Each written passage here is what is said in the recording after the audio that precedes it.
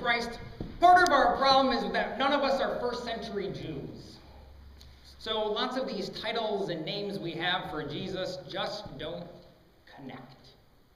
For the next few weeks, we're going to look at some of the ways we name Jesus or talk about him and try and get beneath these titles that we say all the time and figure out who is this Jesus and what does it mean for us.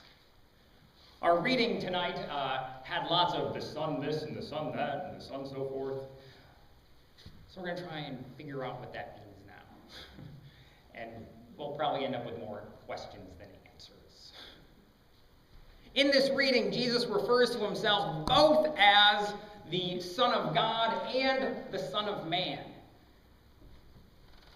Kind of seemingly at odds title. And from our point of view, we probably take it and say, well, he was Mary's son and he was God's son, so human and divine, case closed, we're good. Of course, first century Jews heard this differently. The title Son of Man had a long history. Well, a couple hundred years, so maybe not that long when we're talking biblical time. But a couple hundred years, there was this idea of the Son of Man. And the Son of Man was this figure in apocalyptic literature. Apocalyptic literature is that stuff that talks about the end of time, the end of the world. And we tend to read those things and be like, oh man, end of the world, this is really depressing. Why are we doing this? But that literature was written to give people hope. Because they were living in a time where they were despairing and depressed. They were like, oh man, things couldn't get any worse than they are right now. So you start talking about the end, and you're full of hope. But it didn't stop with saying, things are going to end, this will stop. It went on to paint a glorious future. A future where God was in control, where things were right, where justice rolled like living streams. And the Son of Man was this figure that showed up in that literature. And so Jesus takes that title and applies it to himself.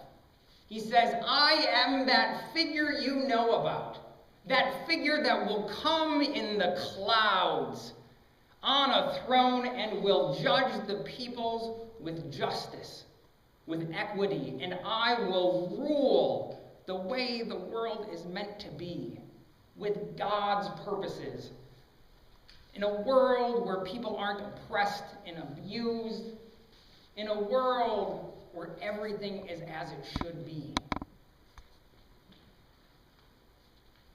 And in this reading from John, he kind of shifts subtly from Son of God into that Son of Man bit. Because he's saying that the Messiah, the one sent from God, is that Son of Man. Because that literature he's referring to didn't make a whole lot of sense about who exactly that was. And Jesus is claiming that role.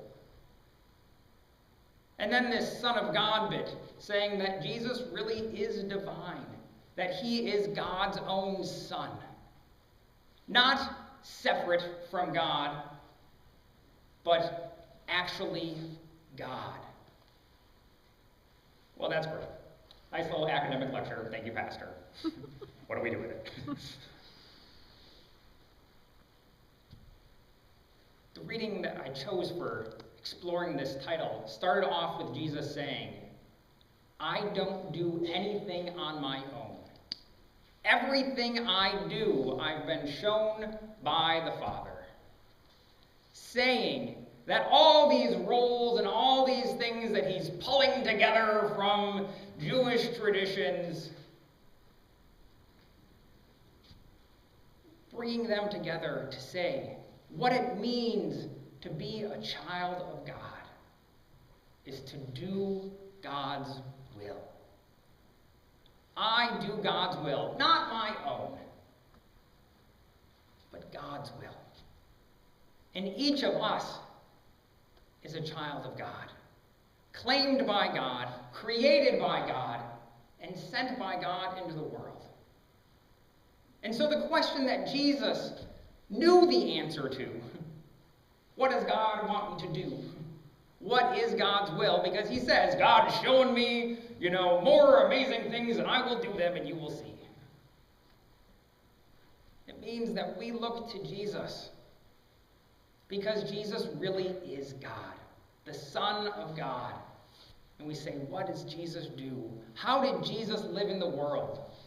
How did he treat other people? How did he treat the poor and the needy around him? How did he treat the sick?